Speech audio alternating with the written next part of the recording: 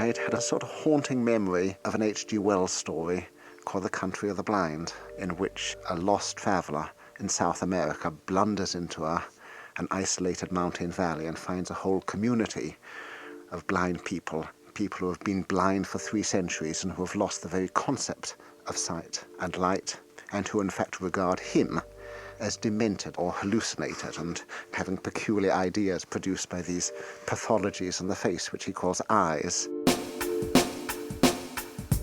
Dr. Oliver Sacks is a pioneer of charting the landscape of the mind. Neurologist, anthropologist, best-selling author, Sacks has reshaped our understanding of the brain's resilience and adaptive powers. I'm very interested in how people adapt to extremes, to the neurological extremes imposed by an illness, but sometimes, say, to other extremes. I'd been fascinated by total colorblindness, or achromatopsia, in which the person only sees, if you want, in shades of black and white or shades of grey. That there existed people who had never seen colour and had no concept of colour. Islands and mountain valleys, isolated places, tend to concentrate rare genetic disorders. And so I thought possibly there is a valley of the colorblind, an island. In '93, I went along to Guam. On some impulse, I asked my colleague whether he knew of any islands of the colorblind. And to my astonishment, he said, yes, there is one. He said the little island of Pinkalap, where 1/10 of the population have it, and 1/3 of the population are carriers of the genetic defect which gives rise to it. I felt I had to go. In the H.G. Wells story, the traveller regards himself as the norm and as superior, and in fact he finds that the people in the village are so well adapted to their condition that he is the one who blunders and makes mistakes and is regarded as abnormal. And I certainly sometimes had the feeling that the achromatopes felt that we so-called normals wasted a lot of time talking about colour, referring to colour, paying attention to something which for them was non-existent and which they could only imagine as trivial. I think the tables were turned a little bit. There was a little episode which occurred within minutes of us arriving on the island when we rather perhaps contemptuously said, how can you folk tell when a banana's ripe? You can't distinguish green from yellow.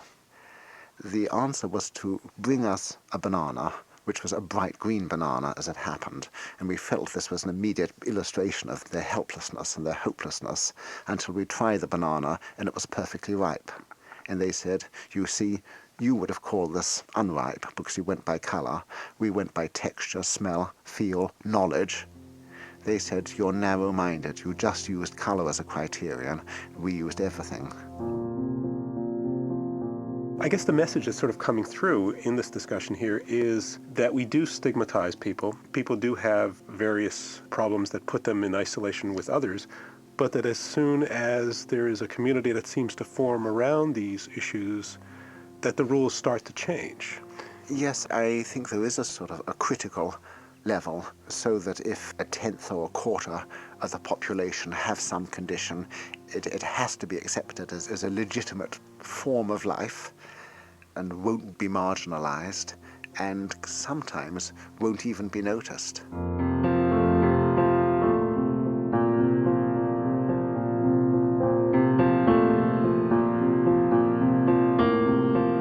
Another thing that I read about was quite interesting.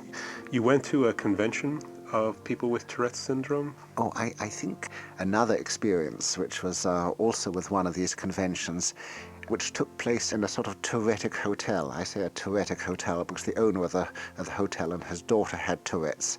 There was a lot of understanding and liberty given to people with Tourette's.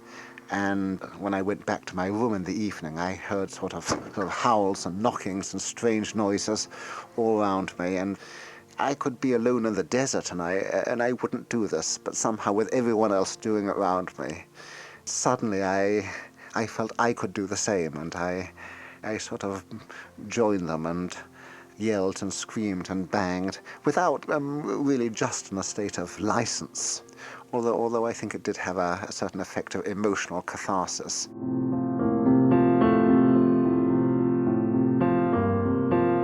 The attention that you've received because of your Awakenings book and then the film that was based on your book, what about that attention that you've received?